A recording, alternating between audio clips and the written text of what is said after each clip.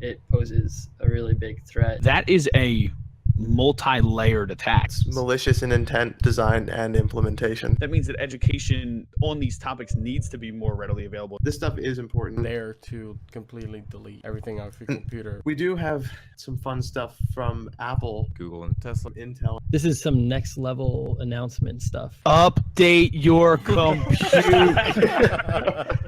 Like, how is she qualified for this role? It's like making a film major a programmer, man. No, exactly. Hola up, we dem boys of I4O. What's going on, guys? Welcome to episode 8 of Industry 4.0, the only podcast that suggests that you regularly update your printer drivers. Welcome to Industry 4.0.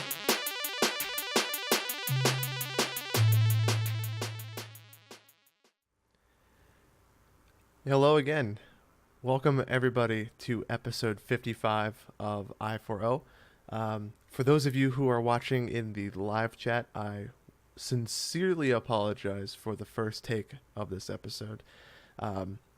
So for anybody who doesn't know, because you're listening to the good recording after the fact, it is because I had some really strange audio issues in the beginning of the first recording, and there was a lot of stuff that was going wrong with the audio, and it was an unusable recording. So for anybody who was listening to the first take, like I said, I'm sorry for subjecting you to that. I'm just going to do a quick monitor just because I can't test it, just to make sure that it sounds good.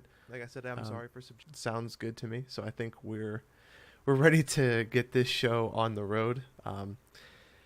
It's kind of, as I've said before, it's kind of a boring week in news. There's not a whole lot. We had E3 over the past week. Going even further back were the events that we talked about, Computex, WWDC, news about Apple and all that fun stuff. There's just really not a lot of exciting, crazy stuff going on. But it's going to be a bit of a shorter episode. It's going to be a more fun episode because it's going to be me hanging out with you guys. And there is still some wacky, interesting, weird stories, and as you can see from the title down below, if you're watching the live show, and if not, I'm about to explain it, Comcast has done some good stuff. So we're going to save that one for the end, just so that way we can talk a little bit more about it. But look forward to that, and definitely keep up with what's about to happen with that kind of news. So it's exciting. It's especially for me just because it'll directly impact my workflow with Comcast.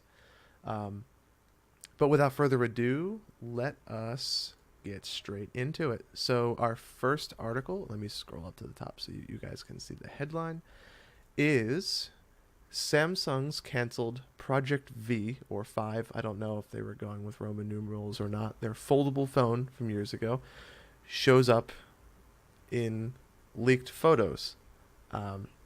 So it's canceled, but now we know what it looked like. So this device looks very similar to the ZTE Axon M foldable phone. There's some key differences here. There's not too much else. But some leaked images of it have been released, and now we can actually provide commentary on this. So it was a bold device. It was a very courageous device. I don't think we're going to see anything like it again for quite some time, just because of the fact that I don't know why anybody would want a foldable phone exactly. I think one screen is plenty. I don't understand the push when people are trying to remove bezels, why Samsung feels they had a need to add another set of bezels. But I think that the proof is in the pudding in that this has been canceled, so there's no real reason to have this around.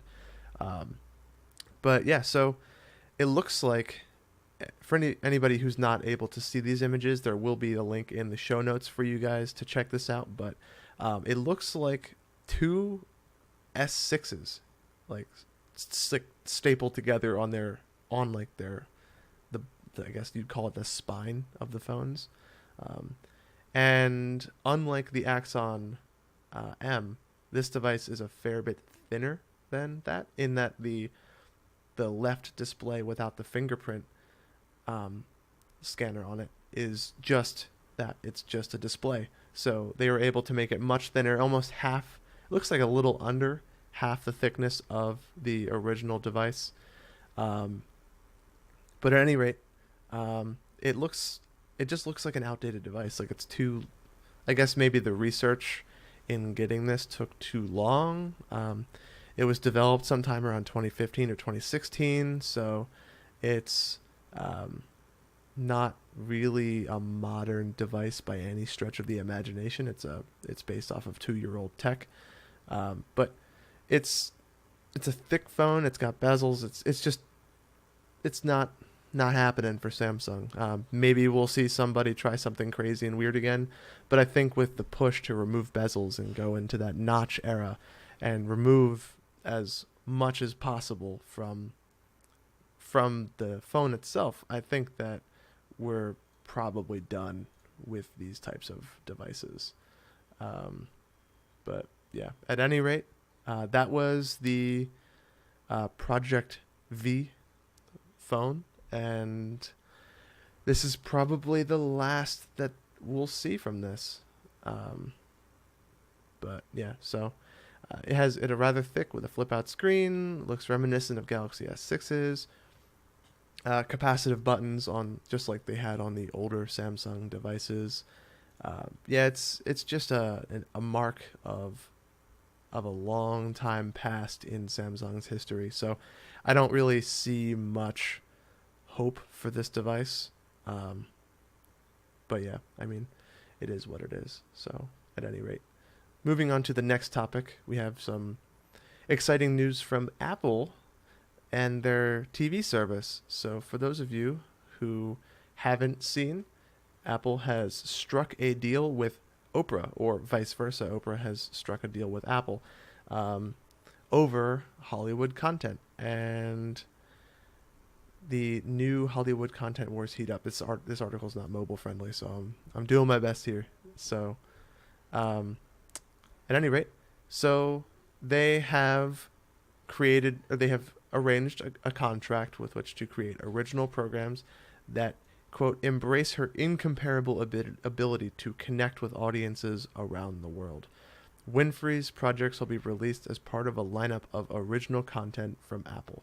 So we've all seen Apple's attempts at original content, if you can call it that.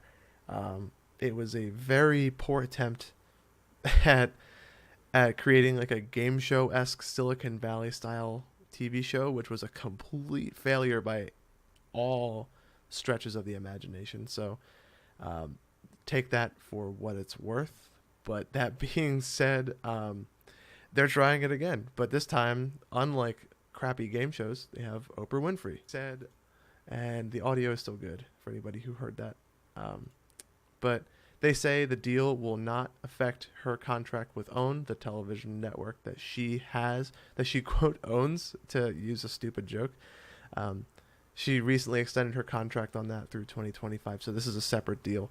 But this is just part of a long haul for these streaming services to move into that next step of content creation, where they get a media titan and pull in or don't hold any stops, or pull out all the stops. I don't know what that phrase means, or if I'm even saying that right. But either way, they're trying to pick up all these media titans in order to have a strong foundation in this new post-cable world that we live in. So with all these news articles coming out about how cord cutting is becoming big, and all of these other streaming services are beginning to take over and overtake these internet and cable service companies who have dominated the industry for so many decades before.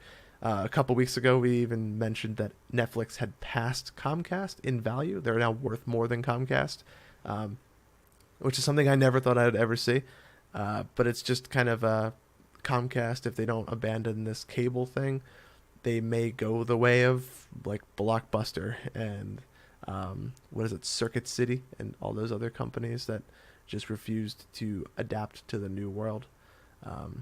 And I still think it's funny that Blockbuster was killed by Netflix, and now Netflix is killing another company. So they're just disrupting everything about this industry, and I think that is the most refreshing piece of news anybody could hear all week when it comes to bad news for cable and good news for streaming, because streaming services just make more sense in this era of the internet and us needing things now, and we don't have to wait for TV shows to air. We can just watch it whenever we want. It's an on-demand experience, and it's much more modern and up-to-date than anything that we've had before in the past, which is, like I said, it's refreshing. So this is good for the Oprah network, and really good for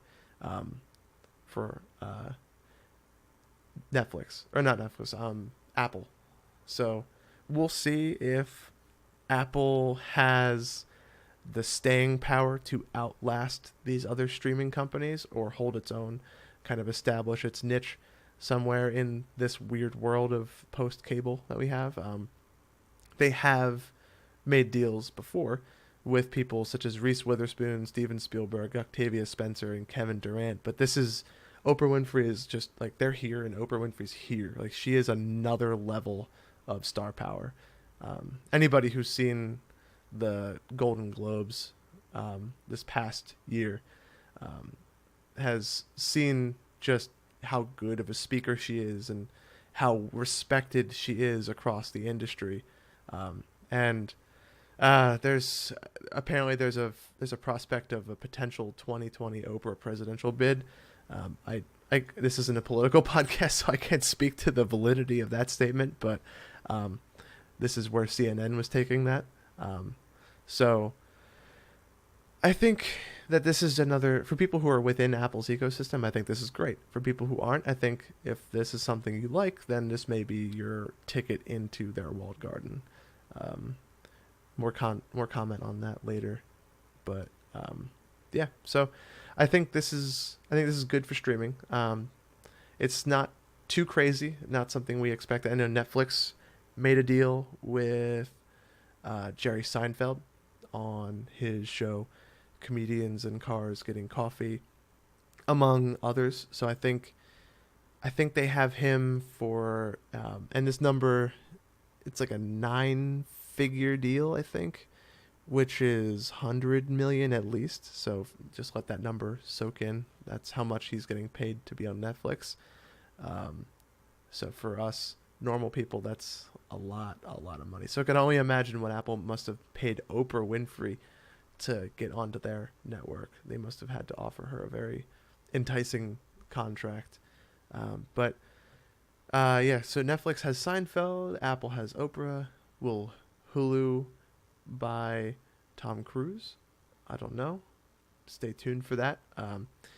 It'll be interesting to see how the other streaming services react to this, and look forward to a lot of original content from these media titans, if you will. So that's exciting. But we have more news, so we should get to that.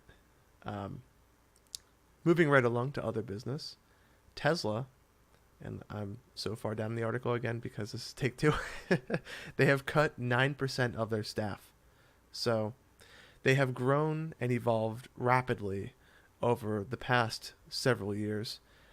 This is a direct quote from the article, which has resulted in some duplication of roles and some job functions. While they made sense in the past, they are difficult to justify today. And they said that they are making this hard decision now so that they never have to do this again. So for those of you who do not know and have not kept up on this, Tesla has been cleaning house and doing a bit of reorganization. I think this is both to help them and to appease some of their longtime stockholders, and trying to turn a new leaf towards moving towards profitability for the first time. So they are cleaning house. So this is just, it's not a sign that they're going down. I think this is just more for reorganizing and getting a set of hard priorities that they need to follow. Excuse me. So they said that only salaried employees will be affected.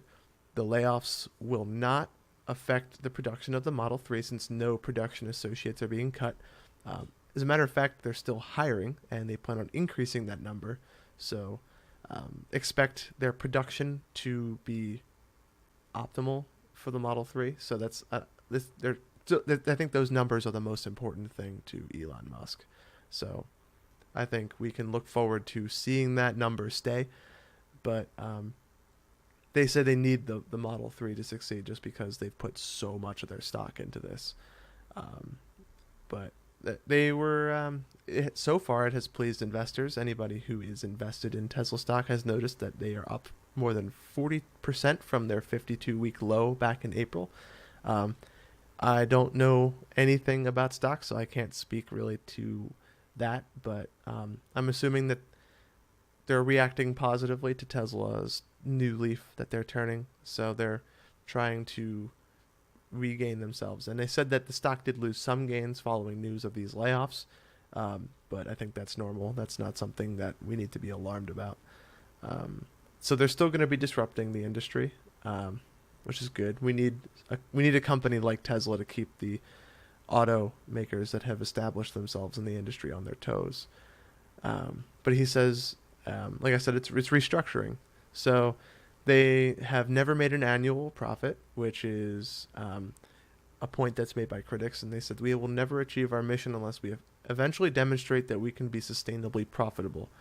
So, like I said, he's got to lay some people off who have redundant jobs, and that's companies do this all the time. That being said, he does want to for these layoffs, he's not just being like, yep, see ya, pack your desk up, go home. He's giving the affected employees significant salary and stock vesting proportionate to the time that they've spent at the company, so they are leaving on a good note. He's not trying to burn bridges with some of the talent just because the job isn't necessary doesn't mean that they weren't helpful when they worked for Tesla. So a lot of people may try to spin this as like Tesla failing. Oh my God, but it's not quite true. It's good to get all the facts before we jump to those conclusions. But at any rate, that is where Tesla is. More news on that as it develops. But that being said, I don't really foresee much else in the future aside for just news of maybe another car or something along those lines. But yeah, Tesla's down, or they dropped 9%, and we'll see where they go from there. So it is what it is. But Amazon Prime Now. So anybody who has not heard of Prime Now, it is a rapid delivery service for sub 2 hour, Prime members of Amazon. They have just started rolling out Prime Now with Whole Foods to this list of cities. And some cities have more services than others.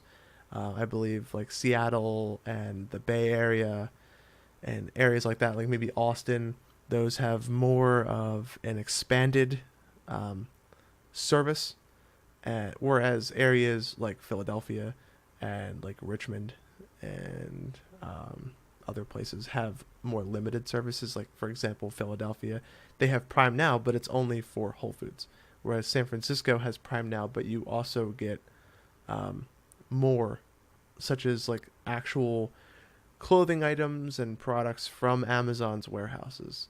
But the premise of this is you go on Prime Now, you find something you want, you order it, you pick a time for it to be delivered, and it's delivered straight to your door the same day. So that's why it's called Prime Now. But it's exciting. It's nice to see this service being rolled out into a lot more cities, and it's another nail in the coffin for the grocery store delivery services. We know that every time Amazon opens its mouth about Whole Foods, grocery stores quiver in their stocks.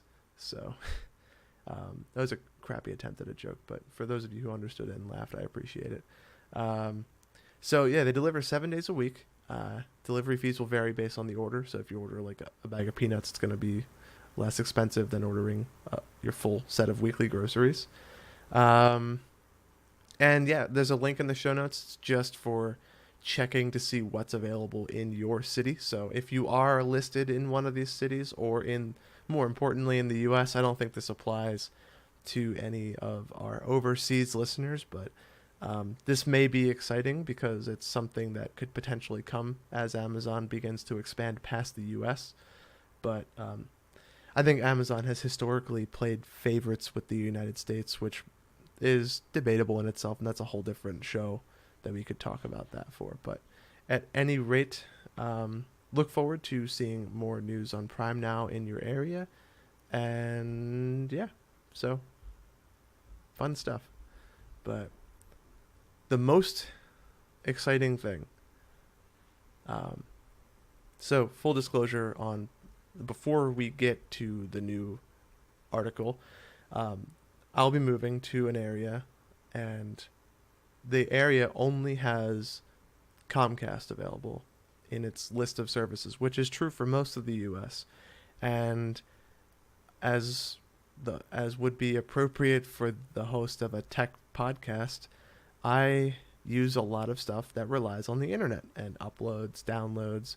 I have a home server which collates my local movie library. I have online like network attached storage solutions and stuff like that. Just things that help make my life easier.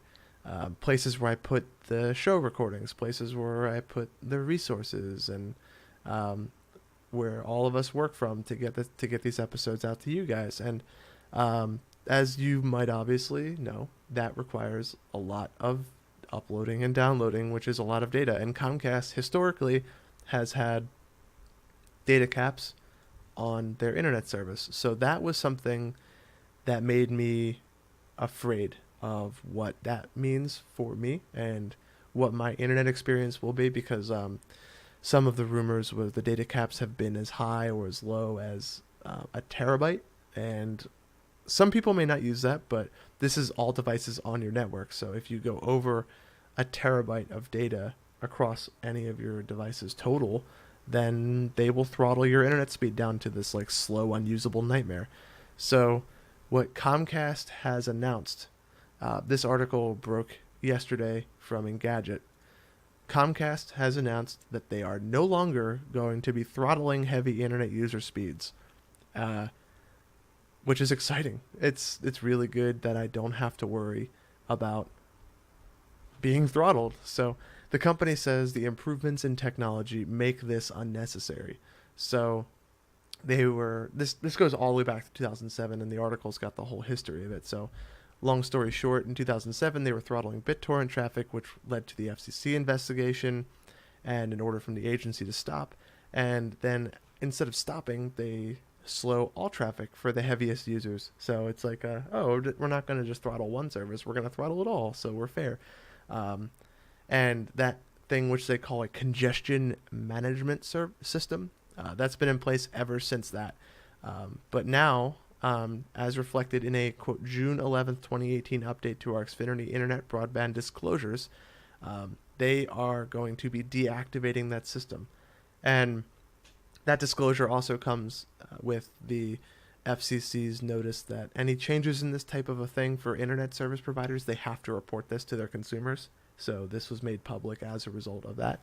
And it's good to see that Comcast is announcing something positive, especially considering the same day net neutrality died. So I guess that's exciting to see where this is going so far. But they said that a lot of people have been moving onto more modern DOCSIS gateways and modems, which is eliminating this congestion which they have. I mean, they could have also just expanded their fiber network. Like, that's probably not hard for a company worth as much as Comcast, but that's kind of asking a bit too much. So I don't think we can rely on that for positive news. But either way, I'm very happy to report that this is now no longer an issue for us as a consumer, which is the best. So with and it's well over 99% of their users are using more modern equipment. So this is actually something good. Like, we can actually end the show with positive news from Comcast, no less.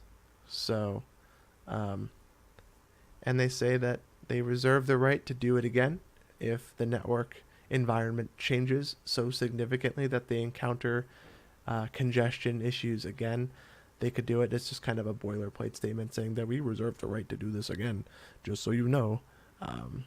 But at any rate, it's great news. So, yeah, Comcast in a positive light for arguably the first time in this podcast. I think we can set the clock back to 0 days since Comcast has unveiled something good to the listener. But yeah, I mean, it is what it is, and I'm really happy to be able to say that that's something that we can report on. But yeah, at that rate, I think that this brings us to the end of the episode. It's a quick update, a quick episode for our listeners, but it is something for you to listen to. That being said, so if you liked what you heard and you're like, wow, these guys do a really great show, I wish I could follow them somewhere. Well, guess what, lucky listener, you can follow us somewhere. You can visit us at Facebook, Instagram, or Twitter at Industry40, all spelled out. You can check us out and communicate with us directly on those platforms. And we like hearing from you guys and knowing what we did right, what we did wrong, what we should talk about, what we shouldn't talk about. It helps us bring a better show to you guys, which I think in the end benefits everybody because you get better news. And also, if you like, you can visit us on iTunes or Stitcher and leave us a review, because it ultimately, reviews help us get to more listeners. They expand our base and they expand your knowledge, because with more listeners, we're able to provide much more interesting content. And it's always good to hear from you guys and learn from what we might be doing right and wrong. And I encourage everybody to go onto one of these links and read and drop a review, because if you do, I will shout you out on the air with whatever method you want. So, yeah. If you want to get a shout out, then feel free to leave us a review, because like I said, and I hate begging, but it really does help us. So we just like hearing from you guys. It's always good to hear from the listeners. But speaking of hearing, if you can't catch us live, which we typically record and stream to Twitch live on Sunday mornings. It's a little bit later in the day today. There's been a busy weekend for a lot of people, but this is typically the time we jump on. But if you can't catch us at that time, you can listen to us on Google Play, iTunes, podcasts, like I said, Stitcher, TuneIn Radio, Pandora maybe. Like, we're everywhere. And you can find us at Industry40, I40, Industry 4.0. And basically anywhere you can get a podcast, we're probably there, just with the exception of Spotify. There's been some weird back-end changes going on with Spotify, and it's been causing some delays in getting new podcasts into their system. But stay tuned, and I will keep you posted. Expect a tweet for sure when we get that news. But yeah, this has been episode 55. And I will see you guys in the next one. Take care, guys.